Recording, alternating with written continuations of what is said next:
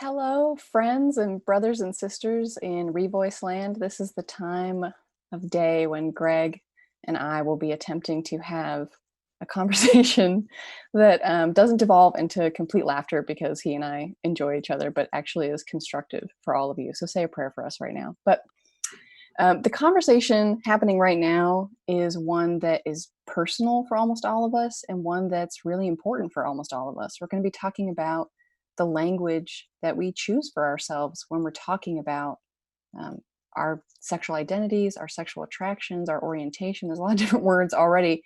You can even think of terms of framing this conversation. Um, the way that it's sometimes put is the gay versus SSA conversation, or the queer versus same-sex attracted conversation. That makes it sound a little more adversarial than Greg and I are going for today. We're not thinking of ourselves as opponents.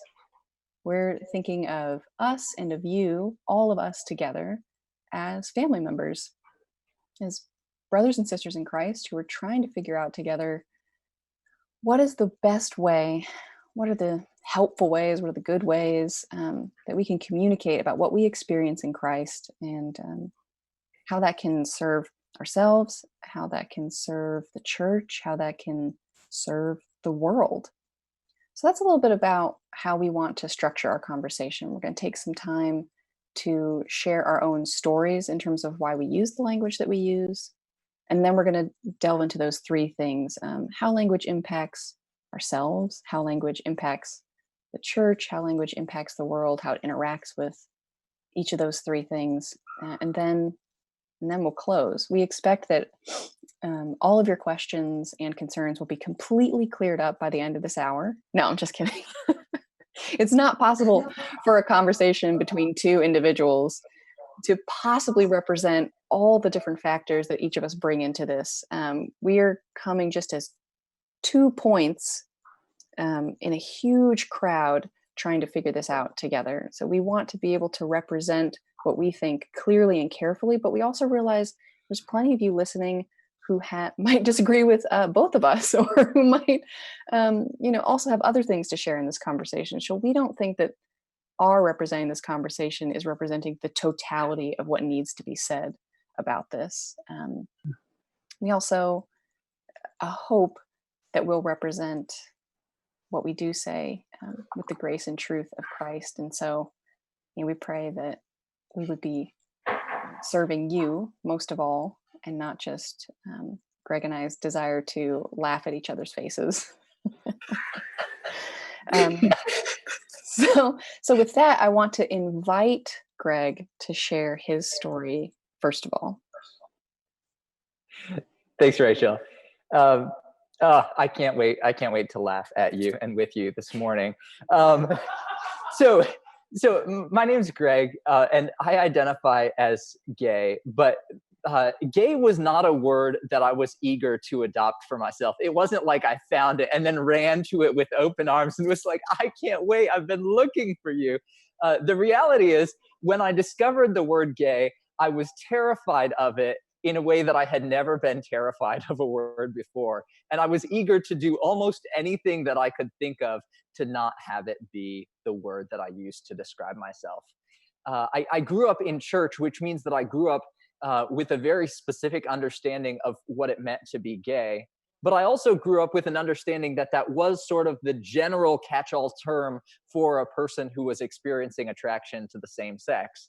And when I discovered, to my chagrin, that I was included in that category, I tried to think of ways that I could respond to this linguistic quandary that I found myself in, without needing to call myself gay. Because one of the things that most worried me was that in becoming gay, I would lose my credibility in the evangelical Christian spaces that I was very fond of being credible within.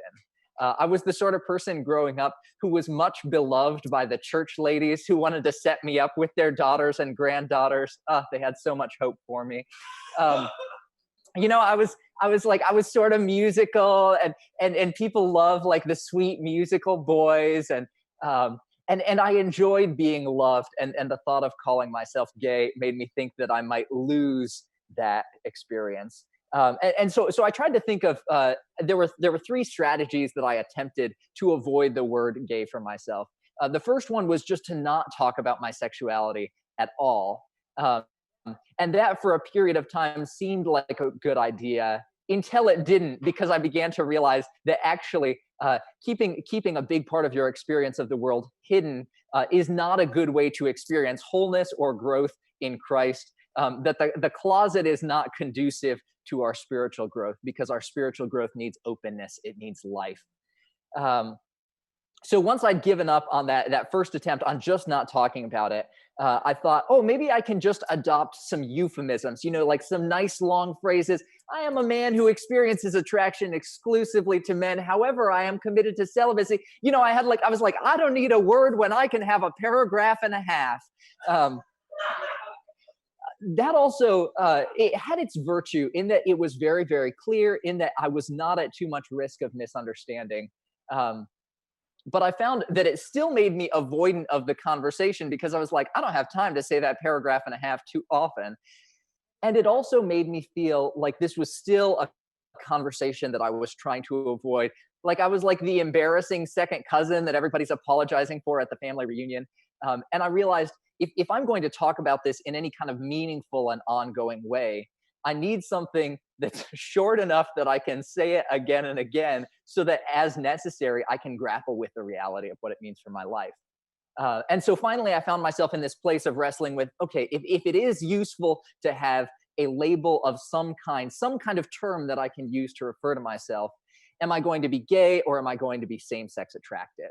Um, and as I looked at those two terms, of course, both of them came with baggage. I have a PhD in rhetorical theory, which is basically all about how language has a lot of baggage. So please don't hear me saying today that I don't think any of these words have baggage. What I found was that the term gay certainly had some baggage, but the term same-sex attracted also came with baggage, because of its relationship historically to the ex-gay movement.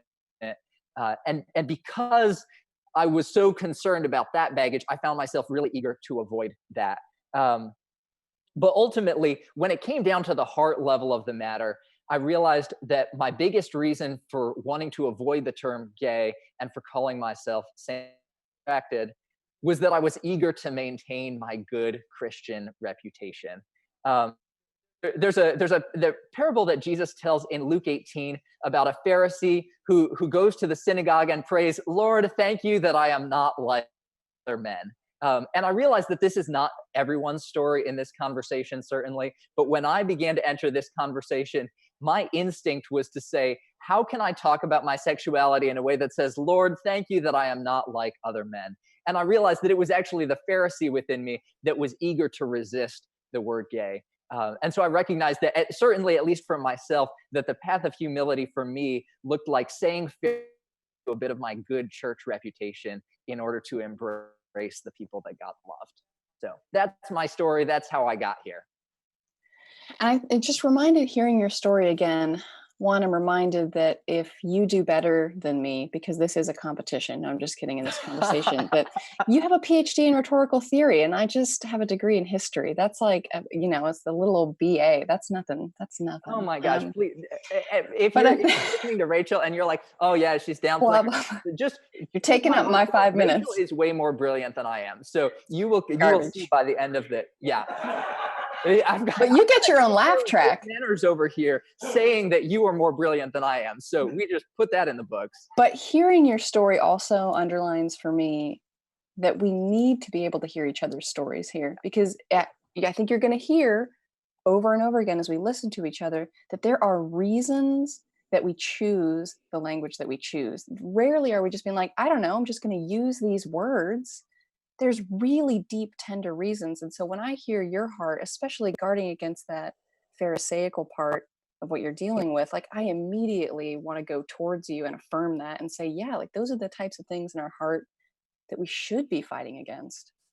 And my background, just, it's like we couldn't be any different in terms of our entrance into this conversation.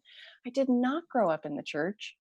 I barely understood what the church was. I remember my idea of what Jesus was as a child was like conditioned by the fact that at Christmas time you sing about Frosty the Snowman and Rudolph the Red-Nosed Reindeer and like sometimes about baby Jesus. He was not like just wasn't a thing for me. And so by the time I was in high school, one, I developed this really hard intellectual edge against Christianity because I thought it was a refuge for the thoughtless, which is not true, but not the point of our conversation today. And also in high school, I realized, goodness, the way that my female friends feel about boys is actually how I feel about other girls. Actually, girls is probably inappropriate. We're not other young women. And so, I had some sexual and romantic experiences with young men my age, and they always felt like, oh, this isn't great. And you could be thinking, well, maybe that's because you were hooking up with teenage boys, and you wouldn't be wrong. But as I started to have sexual and romantic experiences with other young women, I thought, oh, no, this is where my home is. This is where I feel comfortable. And you have to remember, this was 2001. This is back when Will and Grace was still edgy, not nostalgic. It was just almost entirely a different world. And so, in my 16-year-old teenage self mind, the word gay or lesbian kind of conjured up all these things that didn't seem to fit who I was. Now, I don't remember all of them right now as my 35-year-old self, but I just remember thinking, I don't know, like, I don't hate men. I don't feel particularly political about who I want to be with romantically. I don't want a short haircut. I mean, stereotypical things, right? Like things that don't necessarily have to describe who lesbians are. But I just had this sort of mix of like, I don't know, I just think girls are pretty. I would just like to, I think if I'm allowed to someday, marry a woman. But I really resisted calling myself gay at that point, even though I had several romantic and sexual relationships with women, a couple of which were very serious. So I became a Christian partially because I stole a copy of Mere Christianity from a nominal Catholic. And while reading it, the Lord interrupted me. And that's a different story for a different day. But I suddenly found myself in the midst of evangelicalism, still attracted to women. And so I learned all kinds of things like how to pray, how to read the Bible. I learned that most of our music is terrible, just like the kind of things you need to know in order to successfully be evangelical. But I couldn't figure out what in the world to do with my attractions. Well, I knew I shouldn't act on them, which, if you look at the first couple years of my Christian walk, that's like an open dumpster fire. Um, but I certainly didn't know how to refer to them. So I'd have people in my Christian community who would hear my story and be really excited that the Lord had saved me, and then say, well, sort of things like, well, are you straight now? And I kind of cataloged my thought life, and I thought, that can't be it. So then I thought, well, so are you still gay? And I'm like, what? And I felt like, well, gosh, like I didn't use that word when I was actually with women. So it feels strange to start using it now. Like it also doesn't seem to fit. It's so functionally, I went a little while just without categorizing myself at all. Or I guess I would talk about it kind of like Greg said, maybe not in a set like paragraph and a half, but just sort of talk around it without one easy word. And another surprising thing happened in 2007, and it wasn't Britney Spears shaving her head. It was the fact that um, I had married a man, which I didn't see coming. And so then suddenly I had this reality, if I were to walk down the street with my husband, well, people would look at us and assume we're straight. Well, I mean, he is straight. And so then the question of language came back to me again. I'm like, well, what is this? Or what does this mean? Though the Lord has provided for me everything I need in order to be faithfully married to this one man, straight still doesn't seem to be the word. Like, I don't walk through the world. I think many men are beautiful, but not in a way where I feel romantically or sexually attracted towards them. And I continue to experience that kind of attraction towards other women. So for a while, I thought, well, maybe the word I should use for myself is just married. I mean, it is the word that kind of encapsulates how I express my sexuality. And I think that there's some validity to that. And if Andrew got hit by a bus, then I just go back to being single. And, we've got married and single are both completely honorable and dignified states in which to serve the Lord. But like Greg said, there's the question of obscuring things. And I also realized if I just say married, it's not untrue, but it's perhaps leaving out some information that would actually be really helpful for me to disclose, helpful for me, helpful for the people around me. And I can honestly say I have no idea where I heard the term same sex attracted first. I doubt I made it up on my own. I must have heard it somewhere, but I just don't remember where. So it probably wasn't until like 2016 that I realized it had baggage. Like I just didn't know. Nothing in my like, Christian circles at Yale in New England, we were not highly connected to the ex-gay movement. There just wasn't a lot of downstream information in my context. And so when I discovered it, I thought, okay, well, that for me, it disconnects from a lot of the baggage that I associate both with the word gay and even just with my own sin and failure in my life in the past. And it also is just sort of descriptive, same sex attracted. Like there it is. Like it's just part of it. Now, when I say that in the context of being married, it raises eyebrows, right? And so it invites conversation. But in general, I've found it a very useful and helpful phrase. Although I do want to say, since I've learned that it has baggage, particularly with some brothers and sisters that I do love and want to love well, I've also come to understand that in certain contexts, it's not as helpful as others. My life has been very helpful, but I can completely understand why in other people's lives it wouldn't be so helpful. And that kind of transitions us to this first avenue we wanted to talk about, which is how the relationship to ourselves is impacted by the language that we choose. Again, I'm just going to remind you that Greg has the PhD in rhetorical theory, so I expect him to correct me at any moment.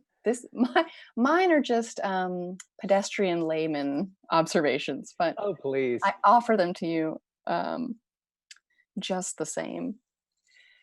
So I think I want to be clear that sometimes the way that this conversation is conducted, there can be this really strange insistence that the use of gay as an adjective somehow can only be understood to mean your whole person ontologically all the time.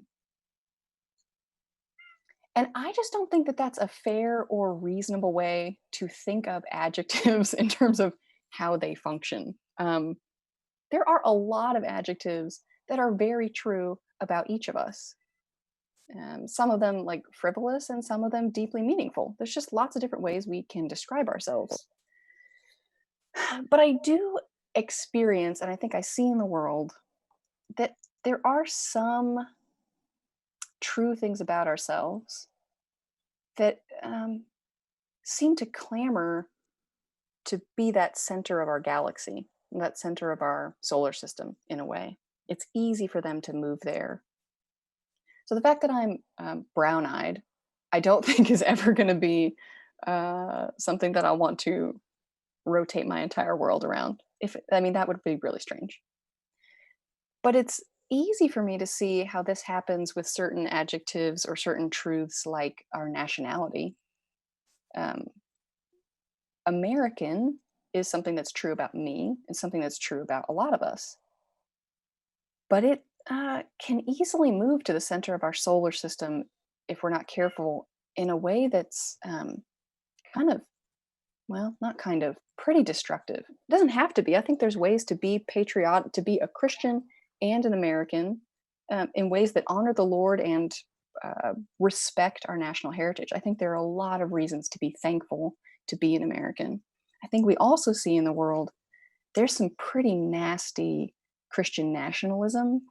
And we're not the first country to ever do this. You can look at Germany in the 20th century. You can look at other places and see that there's this way of holding on to what country you're a part of while you still call yourself a Christian that kind of pushes out these other things. Like what starts to actually set your affections, set your actions set your trajectory. Now, I'm not, that can make it sound like I'm trying to compare being a gay Christian to being a Christian nationalist. It's not actually what I'm trying, that's not what I'm trying to say. So let me be clear about that. But it does seem to me like the word gay or words like queer, because of our particular cultural moment, they can have this property sometimes of wanting to be at the center of our solar system in a way. It can easily move. And this is something Rosaria Butterfield says, and I think I actually agree with her on this, that it's one of those places where it's easy to move from how we are to who we are. It's just, I think that's pretty clear on its own. I don't need to do a expository there, but we just live in a weird dynamic right now where on the ground, being a part of the LGBT community or identifying as gay, especially if you're youth, especially if you're a trans person of color, is in a lot of ways not enviable, right? There are difficulties to being a gay or lesbian or bisexual or transgender person in this country right now. There just are. But the other thing that's true is that if you were just on the internet, you wouldn't necessarily know that. There's also a lot of cultural cash around being gay right now, in ways that are appealing and exciting, that kind of have both that progressive heroism and also just the sense of being cool. And of course, Greg isn't cool, so I'm not worried about him in terms of that factor. Thank you very much for But that. there's a lot. I think that there's a lot that's appealing to it. It can, especially if you are the kind of person who your aesthetics naturally align with the aesthetics of what it means to be gay, or if you see a lot of yourself in there, I think it's easy to give yourself to letting that, both the word and all the concepts it bears, because we know that it means more than just sexual desire. We know that it means more than just romantic desire. It's a whole complex of things. I think my concern with it is just that it could be really easy for that to slip into the center of ourselves. Not that we'd stop loving Jesus, but that he would kind of move to the periphery somehow. And part of the context, a lot of these comments too come from me as campus minister, someone who works with 18 to 22-year-olds. So that's some of my context is ministering to people who are young, who are trying to figure out what it means to be a Christian on their own 2 feet at the beginning of their adulthood. So that could be heavily biasing what I bring into here. But I think when it comes to self, same-sex attracted to me just doesn't have that same sort of, if I want to put it dramatically, siren call as some of the other words do. I think I've taken up enough time, and I'll hand it over to Greg. Oh, you can take up as much time as you want. So I want to affirm, first of all, some things that I think are really important about what Rachel shared.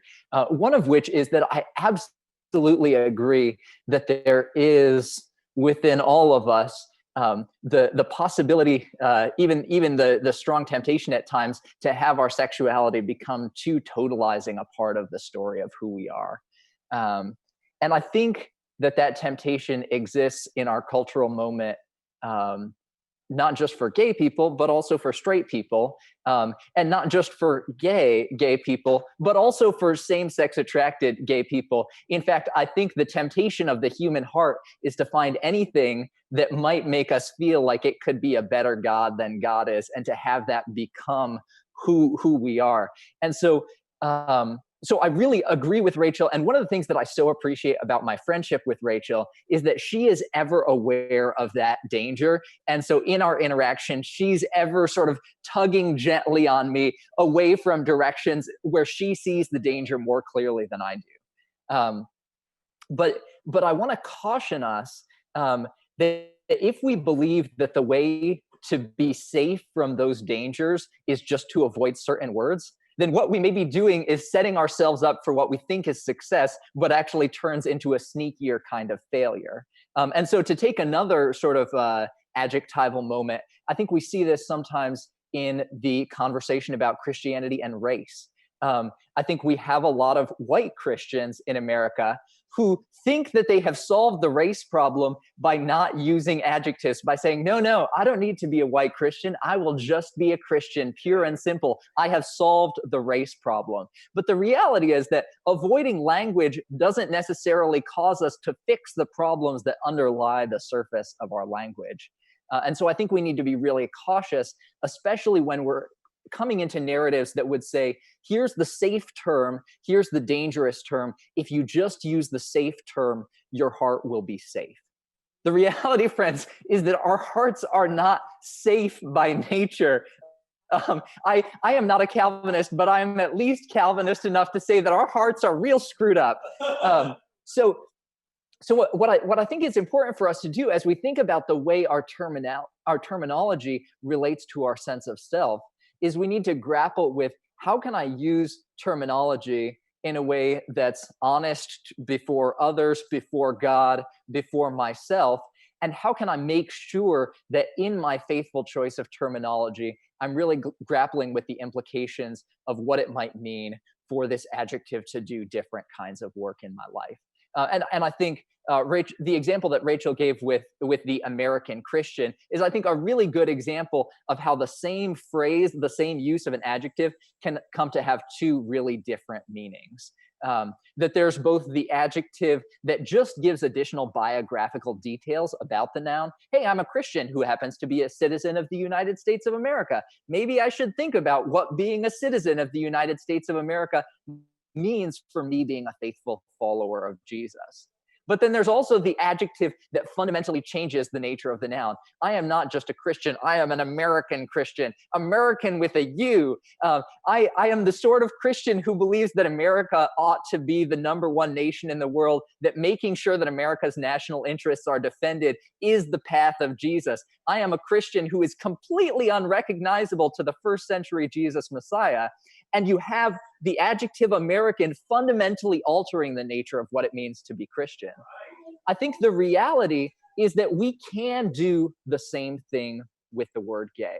It is perfectly possible for us to take the word gay and then to use it to fundamentally alter the nature of what we mean by the word Christian.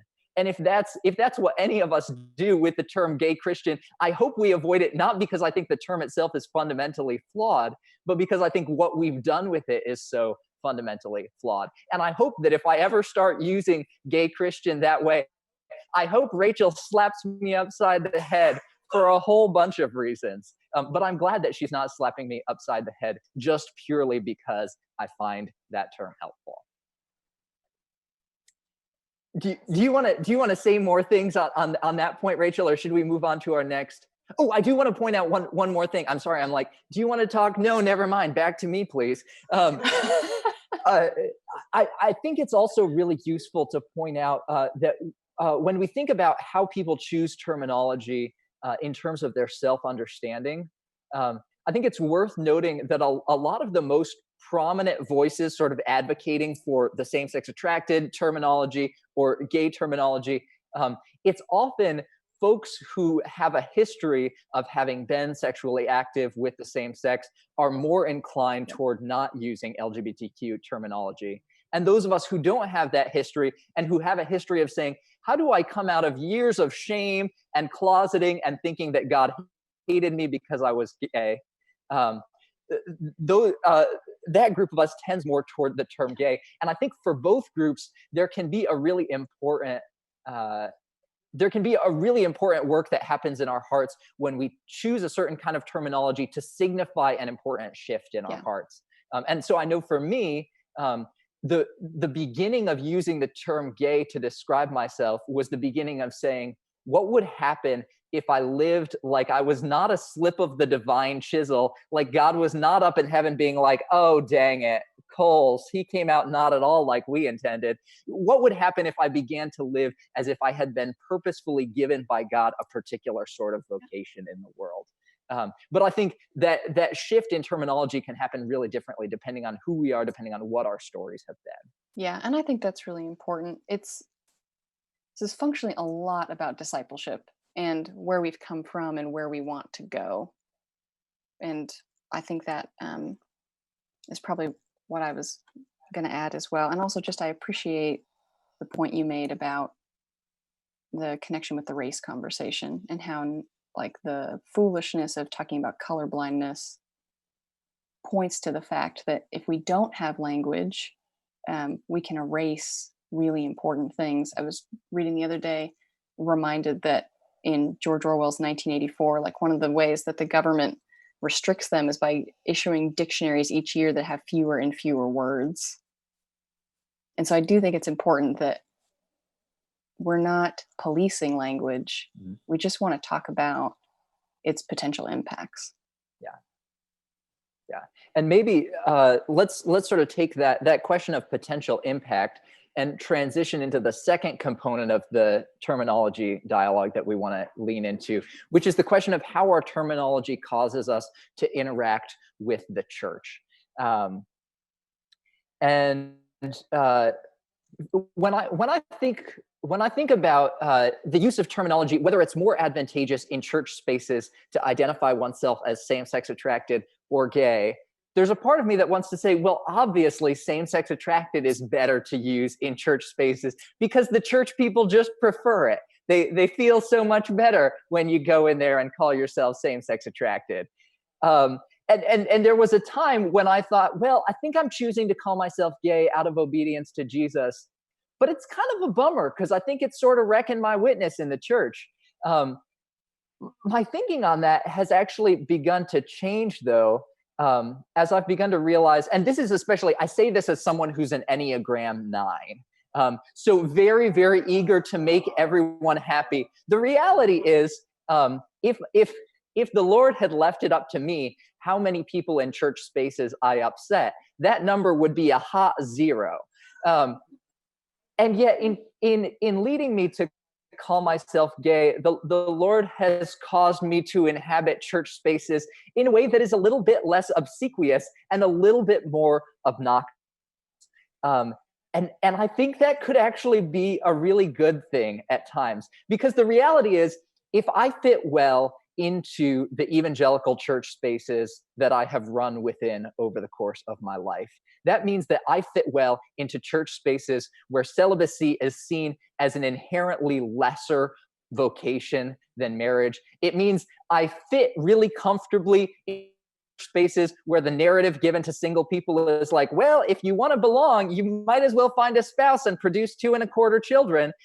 It means that I fit really well into church spaces where once they hear that you are attracted to the same sex, the thing that they want to do is try to get you on the path to straightness and measure the quality of your relationship with Jesus, measure your discipleship based on how straight you become. The reality is that if I fit well and comfortably into church spaces, I fit into a system where all those things continue to be true. And so I think there's actually a lot of value in entering that space in a way that says, I am going to be in a radical and Jesus-y kind of way, insofar as it is possible, I'm going to try to upset that system a little bit. I want my linguistic presence to be like the pulling of a fire alarm that says something is going wrong here and we need to do something about it. Does it freak some religious people out? Absolutely. But if freaking religious people out and refusing to cater to their preferences is inherently wrong, then we really need to reconsider why it is that Jesus and the Apostle Paul form the center of our New Testament canon.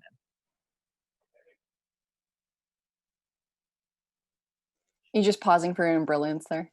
Oh, no. I'm sorry. I am done being brilliant. I'm off to the even more brilliant Rachel Gilson. I enjoyed that so much. And you are the church's native son. As far as I can tell, you were born under a pew and like raised in a baptistry. Like, I am imported. I am adopted. I didn't know the song Father Abraham until I was 20, So there's just Can I just say, all the most precious commodities are imported. So I just want to say an amen to the fact that we need to be completely disruptive to the shameful degrading of both celibacy and singleness in the church. If our choice of language is designed for us to fit well and to cause no disruption for righteousness' sake and to keep our heads down, then that's not what we're called to be to each other as brothers and sisters in Christ. We are called to be useful to each other, to be encouragers, to be correctors, to be lovers. Um, that whole exhort one another every day as long as it's called today applies to us. It's not about us talking to non-believers. It's about us talking to each other. And so we have to take that really seriously. It shouldn't be about fitting in well or who's going to like us or that type of thing. And it's just important to emphasize too, our different church contexts, I think, affect Greg and I a little bit here too. I'm pretty sure he's a Methodist, which I'm not, but I much your love for the Methodist, background, and I do have some Methodist background. I did yeah, go what to a is it? pre-Methodist undergrad. Yeah, I bet he's like not, he's not a Calvinist, and he's Oh, thank the Lord for that. What kind of church do you go to? I'm currently at a Christian and Missionary Alliance church. Oh, that makes sense. All right. I'm just smack in the middle. But my denominational loyalties, I mean, I'm kind of You're a mushy. nice, like, I like know. a bad Yeah. Photoshop job, just everything pasted together. Yeah.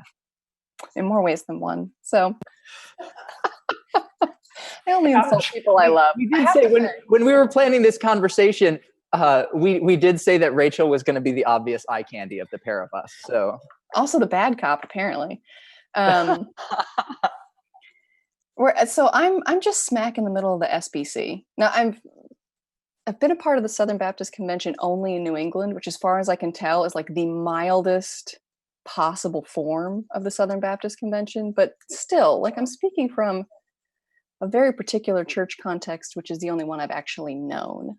And when I think about the whole SBC, or when I think about my role with Crew, which is a, sort of everybody who's vaguely Protestant and some other people too kind of ministry, and think about the whole country, I absolutely think about wanting to move them forward when it comes to sexuality and romance and singleness and marriage. And I also want to think about what they can actually handle.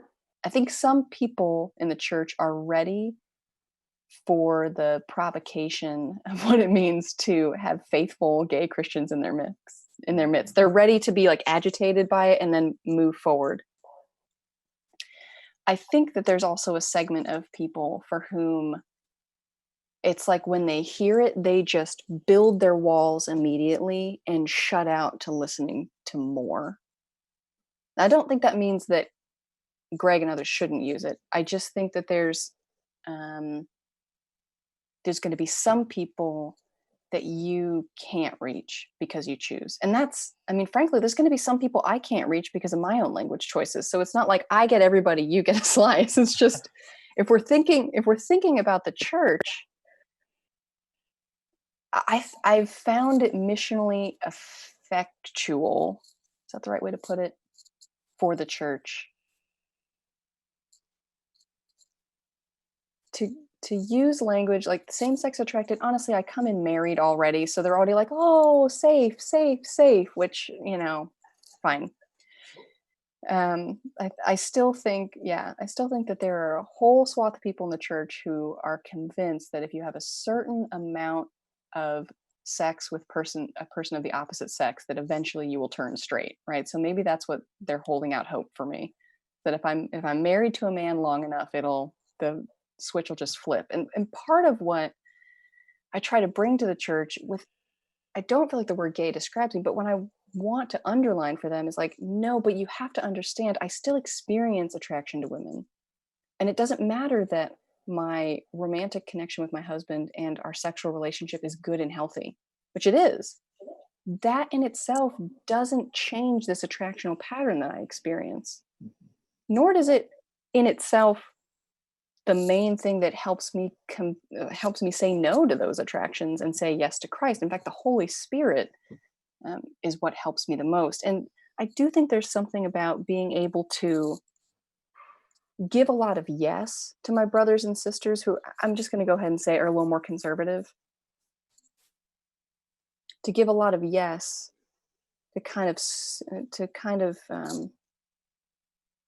clarify for them that I'm in so many ways I'm with them, because I do think when I have to say no to certain things, it also helps them hear that no. Mm. Now, I still have ridiculous pulpit and pen articles about me, you know. So there's no pleasing anybody, I but mean, who doesn't these days? that's true. It's kind of like a mark of honor at this point. So I'm not trying to say we need to do whatever we can to make sure people aren't disturbed. But I do think it shows a lot of love for me to be able to think about, because honestly, a lot of my brothers and sisters in that camp, they have a lot of fear, Mm. frankly. And we're told we're not given a spirit of fear, but of power and love and self-control. And so I think if I'm able to not look down on them for their fear or scorn them for their fear, but take it into consideration and loving them, call them to something better, then I have the opportunity to really serve them. Would Yeah. And you like to offer any yeah, final I comments? just want to affirm that I get really jazzed when I hear Rachel talk about this. I get really jazzed about the fact that the two of us share the same body of Christ, because it means that there are people, as she has so rightly said, there are people who don't really want to listen to me. And I get that. And I don't need to be everybody's cup of proverbial tea. But it's so beautiful that God has given both Rachel and I the differing convictions that we have around language that enables us to actually reach a broader range of people than we could if it were just, two carbon copies of one of us.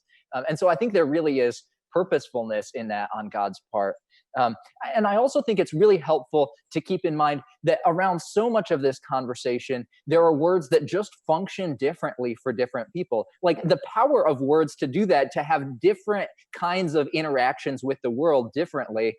I mean, it's what kept me entertained for the entirety of a graduate study. And there are so many words in this conversation outside of the church even that are like that. For instance, we have words like queer, where the course of the reclamation of the term queer gives it a much different vibe among older generations, by and large, of LGBTQ folks than among younger generations. And it has a different set of ideological implications depending on who's using it, why they're using it. So I think it's helpful for all of us to recognize, like, hey, we're not looking for like the monolithic word that will work in all circumstances for all things, but we're looking for the humility to approach a conversation and say, how can I speak as truthfully as I possibly can to myself and to others? Yeah, I was recently interacting with a believer. My guess is he was in his late 50s or early 60s. And he was having some trouble because he had encountered the word queer Christian by someone who meant something that lined up a lot with his own convictions. And it was just so confusing for him because in his mind, the word queer was only this very, very bad, Mhm. negative. Why would you ever want to put that on yourself? That's like what we call people when we want to destroy them, kind of Mhm. thing. Mhm. Um, and there's plenty of people in our churches for whom that whole set of language just they are not caught up on the conversation. Let's just put it that way, right? So they're coming in with multiple barriers, and need a lot of patient coaching. And not everyone's called, frankly, to be patient. Sometimes we need to spend our time elsewhere. But I do think that there's some of us who are called to be in that place. And honestly, I've had like the least traumatic experience of my sexuality of almost anyone. I never had to spend any time in the closet. I was never mistreated for my sexuality. And before I became a Christian, everything was fine. My parents were fine. After I became a Christian, everyone was just so proud of me for becoming a Christian. They didn't even care about my attractions.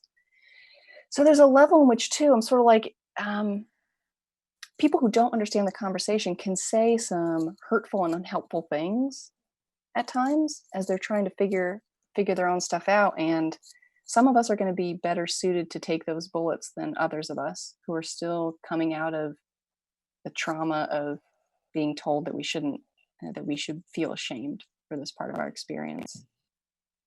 So I think that's important too. Just like you might not be called to the church because you might be carrying around a lot of hurt from the church. And I think if we don't create space for that to be true, not called to the church, I mean, called to speak to the church in a way that's helpful here. You're called to the church. You need to be part of the body of Christ, but in this sort of prophetic way. I just don't want people to feel a burden there because um, God has a whole lot of us, not just me and Greg, but a whole lot of us. And he's going to use all of our stories to do something bigger and better.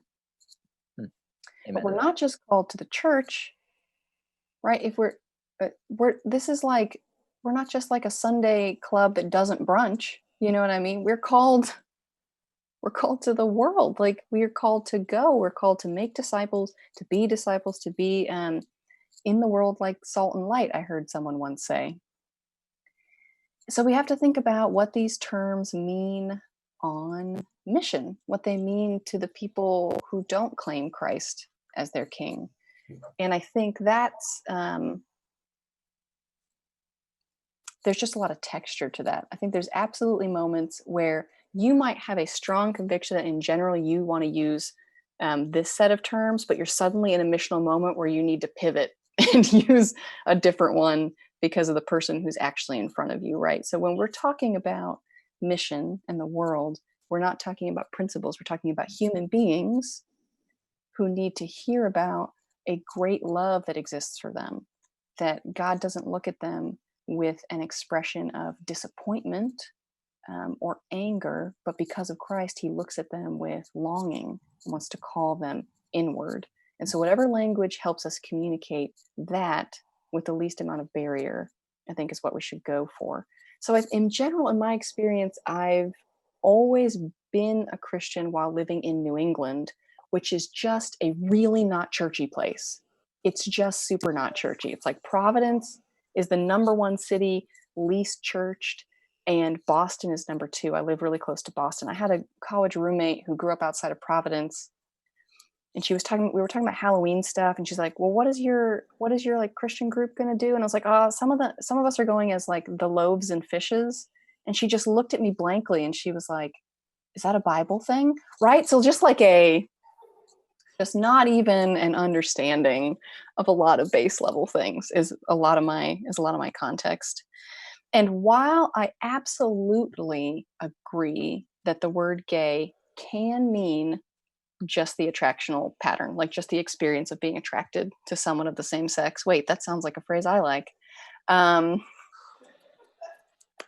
If I were to survey my neighbors, if I were to walk up and down the street and be like, if I call myself gay, what do you think about me?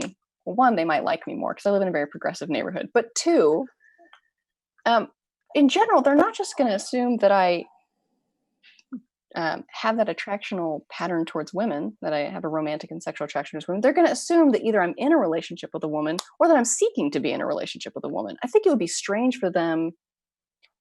So sometimes people will respond to the phrase same-sex attracted as if it's like so cumbersome. Who could possibly say it all at once? They're like, oh, I have to like take a nap after the word same, it's just so long and burdensome.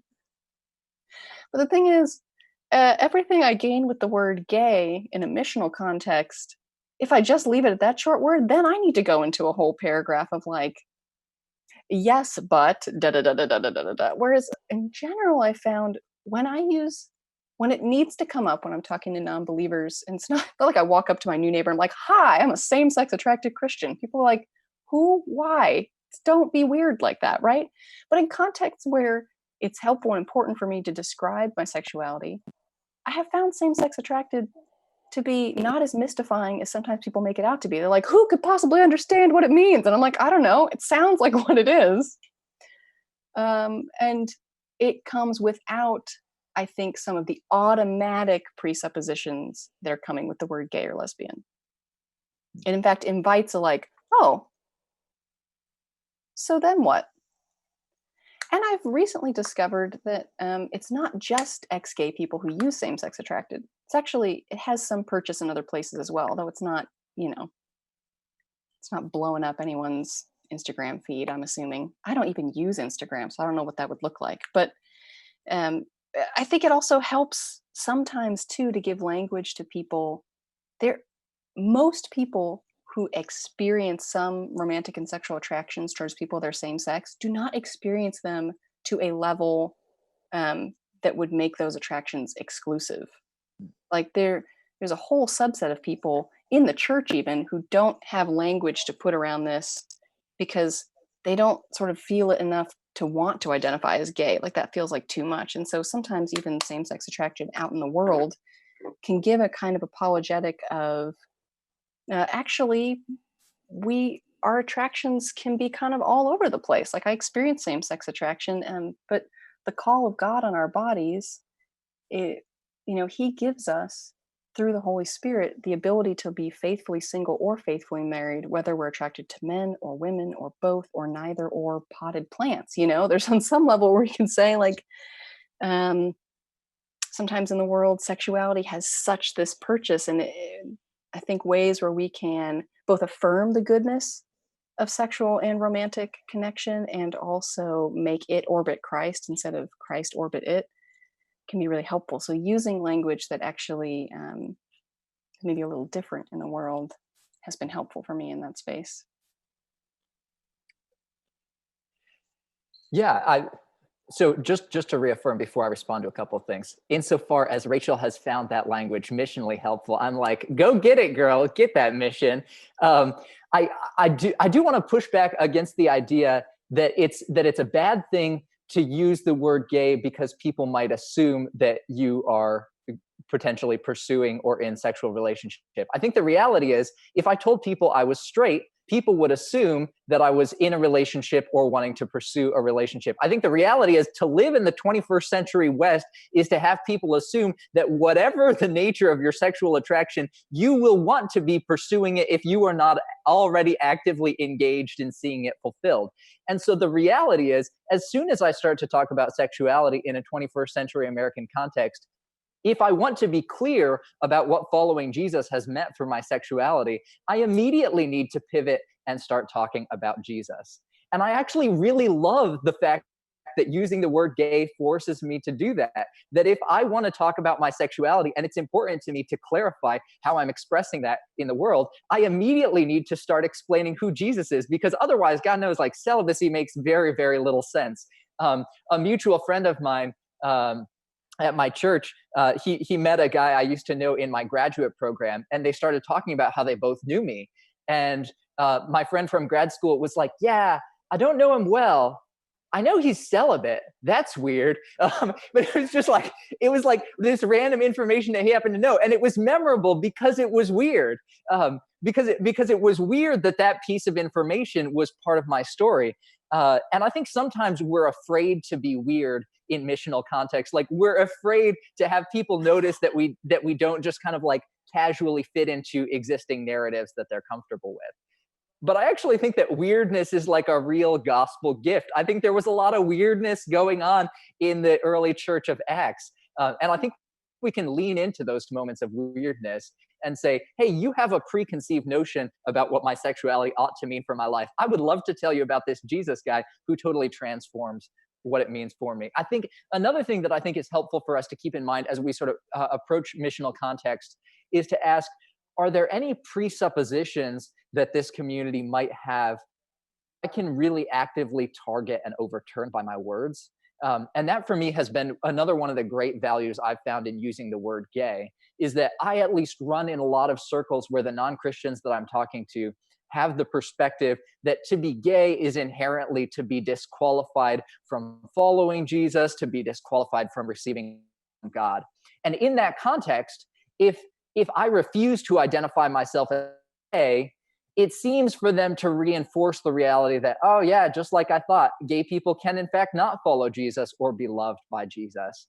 And so, seeing that that narrative exists, I found a lot of really missional value in identifying that narrative and then actively targeting it with my words and saying, in fact, I am precisely the sort of person who is gay and yet seeking to follow Jesus. I think there can be something really productive that happens in that.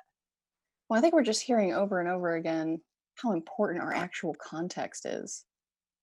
Like the context of where we go to church and who we're doing ministry to. And even the fact that when I say I'm same-sex attracted, most of the people are meeting me in a context where they know I'm married to a man. So it already, it's producing its own sort of, well, then people might just assume my marriage is really weird, which it's weird for other reasons, but not this one. Um, and just how important it is for us to consider that, even um, as we hear about decisions other people are making, but maybe we want to save that. Where it looks, Greg, dear brother, like we only have 5 minutes left, so Oh maybe my we should goodness. actually move to our close. I suppose you're right. All And right. I say it with some regret in my heart because I've enjoyed staring at your face for the last hour. Let's do it again sometime.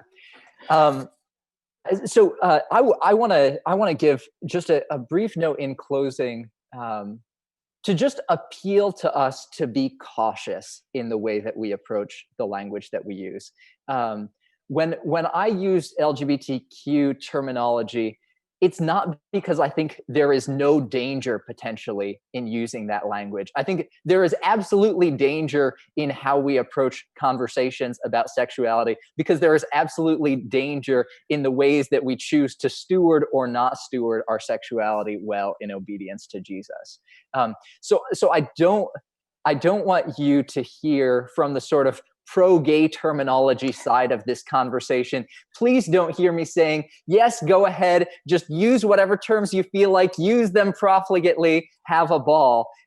Because I think if we miss the opportunity to have this conversation carefully in a way that really considers what our obedience to Jesus ought to look like, then we can so easily fall into some of those dangers that Rachel talked about at the beginning, the ways that our soul can be casually drawn away from Jesus until we don't even realize that the Jesus we say we follow looks nothing like the real Jesus. So I think it's important for us to approach this conversation really humbly, really cautiously. Yeah. Yeah. And I think the other appeal that's deeply important as we close this conversation is to recognize that we need to be charitable towards each other in what we've chosen. There are a lot of people who do not like LGBT language when attached to Christian discipleship, and they will tell you very loudly, and they will tell you that to use it means you're not a Christian, or that you're heretical, or, there's just, we're not called to be salvation police on each other. We're called to think the best of each other. A lot of us are going to end up choosing language because we have deeply felt convictions about it. And because we really do end up discovering that for us, there is a set of terminology that is much more helpful than another set.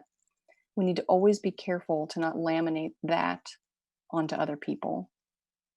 The Lord has maybe directed you to use same-sex attracted, or to use gay or lesbian or queer. Maybe you're still figuring out what best suits you, but we don't want to end up in a situation where we receive, through processing with the Lord and with his people, and thinking about our own selves, where we decide what we would like to use, um, and then just say that everybody else needs to fall in line, or to demonize the other. Um, that's not helpful. And I think demonization of the other is one of the greatest disruptions that happens in the church, and completely destroys our mission of love to each other and to the world. And also, there's some conversational humility. Greg and I have talked about this before. Like, we're having a very 2020 conversation.